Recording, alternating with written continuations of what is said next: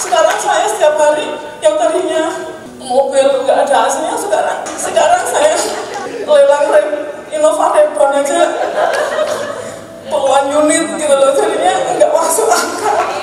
Kenapa nggak dari dulu begini ya? Assalamualaikum warahmatullahi wabarakatuh. Saya Galuh dari Magelang. Saya pernah bermimpi waktu saya duduk di sebelah sana Hotel BU, pasti saya suatu saat akan berdiri di sini untuk testimoni. Dan mimpi ini sekarang menjadi kenyataan. Jadi janganlah takut bermimpi. Perjalanan hijrah saya bukan mudah ya.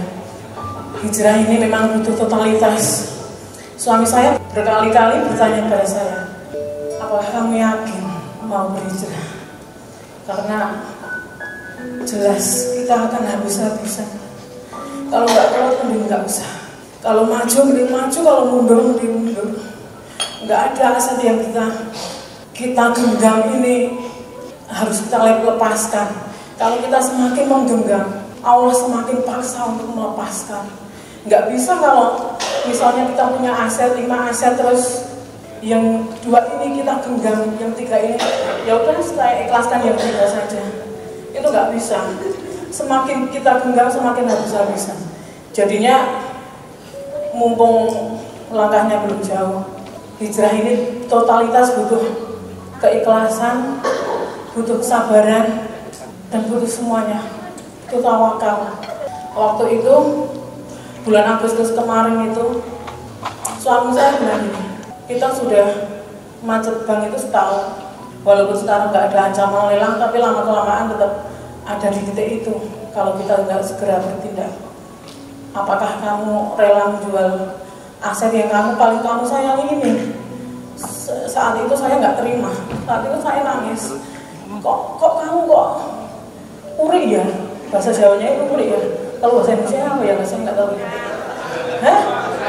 Curang ya? Kamu punya aset banyak, kenapa aset ini yang kamu incar gitu kan? Enggak, karena aset ini yang paling laku, kata dia. Pak, yang aset ini paling laku. Saya nggak terima waktu itu.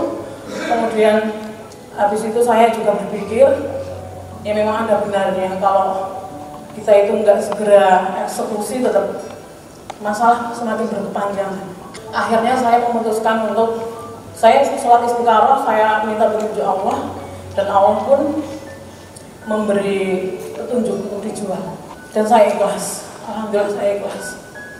Perjalanan dimulai dari sini, kemudian saya berpindah ke Sleman, tepatnya ke pinggir Sleman. Di sana ada tanah kosong, karena kemarin ini bisnis saya sudah hancur habis-habisan ya. Saya ingin memulai bisnis baru dengan bidang yang sama juga, di bidang grosir sembako. Kemudian dilalahnya itu waktu itu cuaca Sleman ini lagi panas-panasnya, lagi 30 derajat. Jadinya setiap hari itu kita melaju Magelang Sleman, dan alhamdulillah sama sekali tidak ada tukang yang mau ikut. Jadinya mau nggak mau suami saya sendiri dibantu 1 orang tenaga kerja aja dengan gangguan jiwa. Jadinya saya sama suami memang menjaga perasaan ini orang, jangan sampai kumat. Kalau kumat ya saya nggak ada yang bantu sama sekali. Waktu itu saya melihat persis itu suami saya ngelas di atas, dia bikin kanal-kanalnya itu titik yang nggak kuat bagi saya. Saya cari masjid, saya nangis jadi-jadinya. Saya nggak kuat sama suami saya. Kerja sendirian, ngangkut-ngangkut sendirian, yang dulu tinggal perintah ya.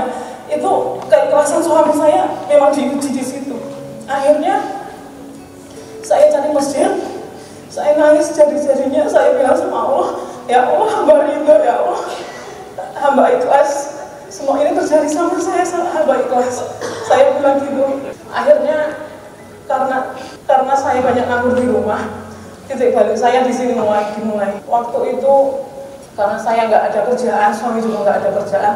Tapi kalau wong desa, alhamdulillah saya dari postur tubuhnya kekurangan pangan nggak ini. Dan alhamdulillah kalau pangan melimpah, alhamdulillah. Karena kalau orang desa kan punya sawah, punya ternak ya. Kemudian waktu itu saya ingat banget tanggal 2 Oktober pas hari ulang tahun saya itu, Marissa Haque itu meninggal. Ada berita duka Marissa Haque itu. Saya lihat di YouTube-nya bagaimana hancurnya Ikang Fauzi, bagaimana terpuruknya. Dia bilang begini, ya Allah, Mbak Ikhlas, Engkau telah memberikan hamba istri perempuan paling baik, istri yang terbaik. Kata-kata seperti itu, kata-kata seperti sepele tapi menampar saya. Kenapa saya selama ini nggak sadar? Saya juga dikasih Allah suami yang terbaik. Kenapa saya mengaku? Saya dikasih Allah itu anak-anak yang sekarang beranjak remaja ya. Sekarang yang besar itu kuliah, yang nomor 2 itu SMA. Laki-laki semua, alhamdulillah. Mereka pun sudah ngerti caranya berbakti sama saya. Tapi kenapa saya selama ini nggak mengabaikan sama sekali? Saya nggak, padahal nggak semua anak begitu. Dan orang tua pun, saya punya orang tua yang terbaik. Pernah ibu saya bilang gini, kalau ibu bisa menukar nyawa ibu agar kamu selesai masalahmu, ibu rela. Ibu bilang, kenapa saya selama ini tidak bersyukur? Saya hanya fokus meratapi nasib saya, meratapi utang-utang saya. Saya hanya ingin menjadi orang yang paling dimaklumi oleh anak-anak saya. Kemudian titik itu menyadarkan saya memiliki segalanya. Utang-utang ini, masalah ini kecil bagi Allah. Saya bersyukur memiliki mereka. Kenapa saya mengabaikan ribuan nikmat yang Allah kasih kepada saya? Malah saya hanya fokus meratapi nasib-nasib saya. Kemudian sejak hari itu, saya berjanji pada saya sendiri, saya akan bersyukur setiap harinya. Saya akan melimpahkan seluruh cinta saya kepada anak-anak saya, kepada suami saya. Dan ternyata energi syukur ini luar biasa. Terima kasih ya Allah. Kemudian saya tidak menyadari kapan peluang-peluang besar ini datang kepada saya. Dan sekarang alhamdulillah saya punya bisnis miliaran ya Allah. Padahal kemarin saya nganggur. Padahal kemarin saya nganggur, benar-benar nganggur. Dan bisnis ini benar-benar telah Allah siapkan kepada kami. Bukan toko yang kemarin kami bangun itu, bukan sama sekali jauh.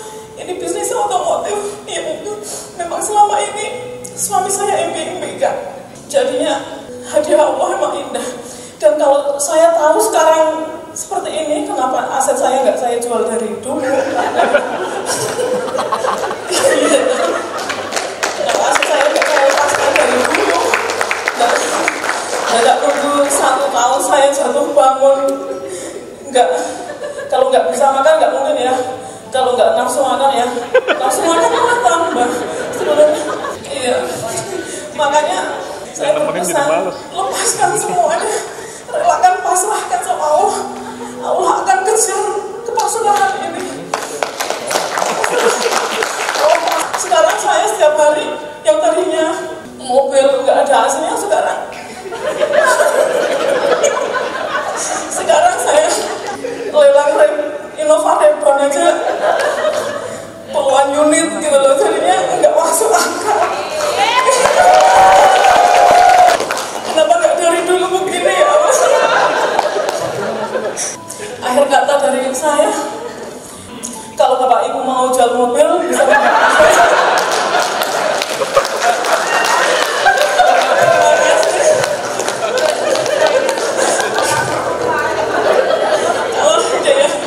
jual mobil, mau kredit, saya terus saya ikhlas. Ya boleh. Semoga jangan diketawakan ya.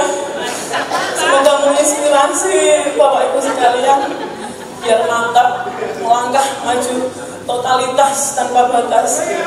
Akhir kata dari saya, wassalamualaikum warahmatullahi wabarakatuh.